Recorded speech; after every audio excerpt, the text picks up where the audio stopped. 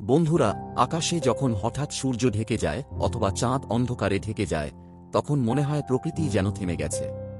আজ আমরা গল্পের আকারে জানব সূর্যগ্রহণ ও চন্দ্রগ্রহণের ইতিহাস, পুরাণের কাহিনী, মানুষের কুসংস্কার আর বিজ্ঞানের সত্য।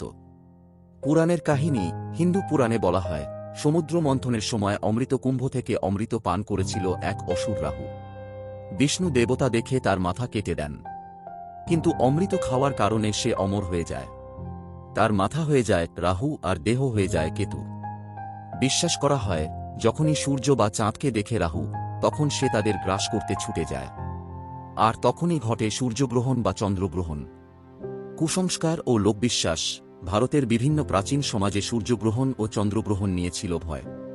অনেকে বিশ্বাস করত, গ্রহণের সময় বাইরে বের হলে অশুভ শক্তি প্রভাবিত করে। গর্ভবতী নারীরা বাড়ির ভেতরে থাকতেন, কেউ কেউ জল বা খাবার স্পর্শ করতেন না। কোথাও আবার মনে করা হতো, গ্রহণের সময় খাবার খেলে বিষক্রিয়া হতে পারে। আসলে এগুলো ছিল সেই সময়কার কুসংস্কার, যা প্রজন্ম থেকে প্রজন্মে চলে এসেছে। বিজ্ঞানের ব্যাখ্যা। কিন্তু বিজ্ঞানীরা বলেন, সূর্যগ্রহণ ঘটে যখন চাঁদ পৃথিবী আর সূর্যের মাঝে এসে সূর্যের আলো ঢেকে দেয়। চন্দ্রগ্রহণ ঘটে যখন পৃথিবী সূর্য ও চাঁদের মাঝে এসে পৃথিবীর ছায়া চাঁদের ওপরে।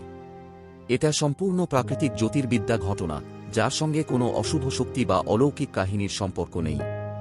মানুষের জীবনে প্রভাব। গ্রহণের কারণে কিছুটা সময়ের জন্য আলো কমে যায়, পাখি বা প্রাণীরা অস্থির হয়ে ওঠে।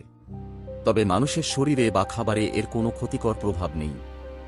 বরং এই সময় বিজ্ঞানীরা সূর্যের করোনা বা চাঁদের গঠন নিয়ে গবেষণা করেন।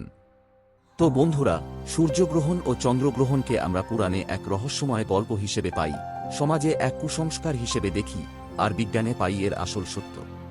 প্রকৃতিকে ভয় না পেয়ে জেনে রাখা আমাদের দায়িত্ব। আপনাদের কি মনে হয়, মানুষ এখনও কি কুসংস্কারে বিশ্বাস করে?